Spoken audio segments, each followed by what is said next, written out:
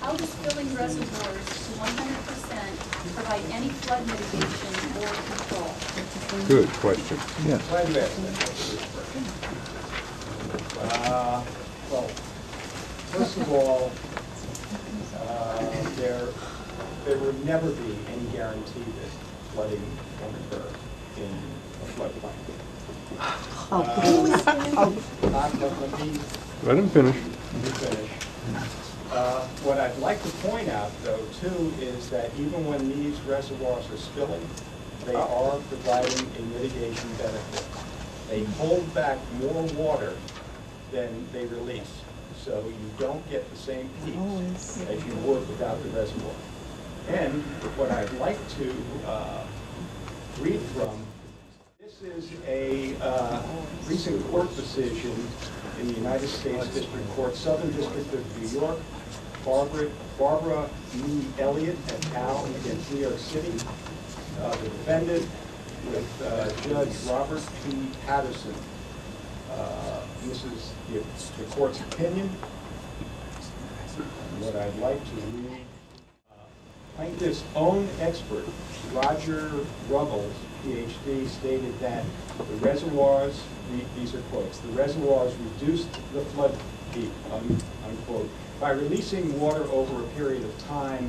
Roger Ruggles, that is his name. Mr. Ruggles, at his deposition, stated that he agreed that the dam reduced peak outflow from the reservoirs and delayed the time in which peak outflow occurred.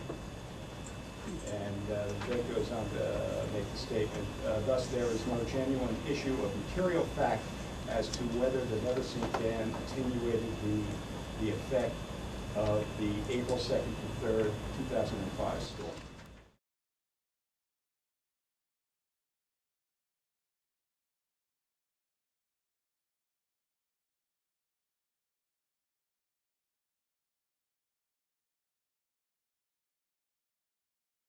Outflow from the reservoirs and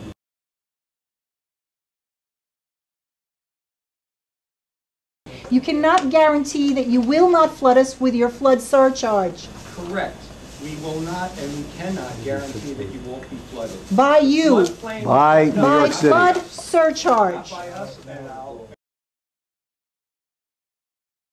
Not by us, and I'll.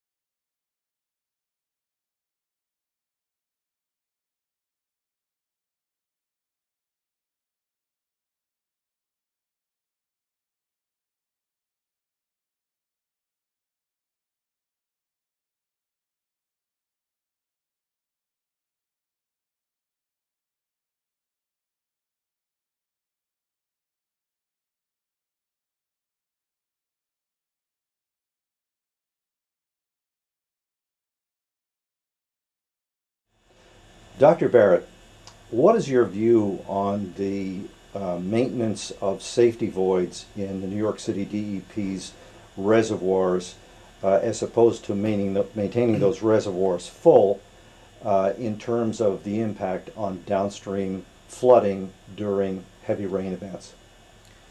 Maintaining void space in reservoirs is a standard practice for mitigating downstream flood peaks. So if there was a void space in the reservoirs as opposed to having no void space is going to decrease downstream flooding.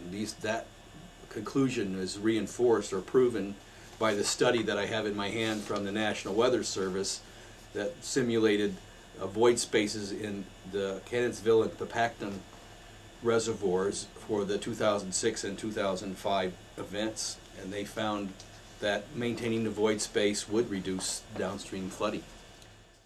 If a void space is maintained in a particular reservoir during heavy rain events, it does help mitigate flooding downstream as opposed to no void space. Yes, that agrees with standard hydrological theory and the findings of the National Weather Service study. So just to elaborate on the point, if 10 billion gallons of water of runoff in a major rain event enters a reservoir, and there's 10 billion gallons of unused capacity in that reservoir, would that protect the communities downstream from that 10 billion gallons of runoff? That 10 billion gallons of runoff would not flow over the spillway. It would eventually either drain out of the reservoir somehow. But we do find that in the simulation of this 2010 event, or 2006 event, that a 10 billion gallon void space in the Cannonsville and Papacton reservoirs would have a measurable effect on decreasing downstream flooding crests. The New York City DEP has repeatedly relied on attenuation to support their claim that their full spilling reservoirs actually reduce flood crests and mitigate flooding downstream from the reservoirs. This is in opposition to maintaining those void spaces. Is that a valid claim, that attenuation would account for reductions in flood crests? Yeah, if you're comparing the reservoir versus no reservoir situation, the reservoirs will reduce the flood peaks just by their existence there. That was shown also by the National Weather Service report. But it's not. But that's comparing reservoirs versus no reservoirs. It's not the same as comparing void space versus no void space.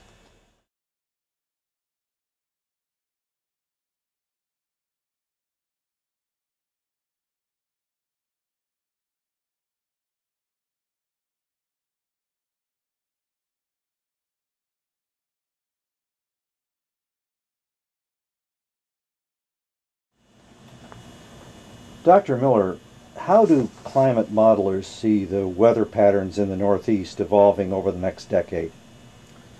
Well, I think over the next decade and over the next several decades, most of the climate models indicate that it's difficult specifically for the Northeast, but the general trend is likely to be, somewhat paradoxically, tendency to have more droughts and also have more heavy precipitation events, which could lead to more flooding.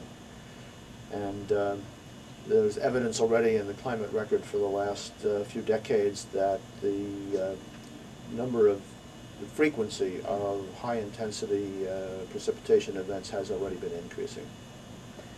In the view of these projected patterns, how should reservoirs be managed? Well, I think the key here is that reservoirs are generally dealing with the average conditions, and the extremes on both sides are things that they have to deal with, but not as frequently. What they're going to have to do in the future is deal with more extremes on both sides.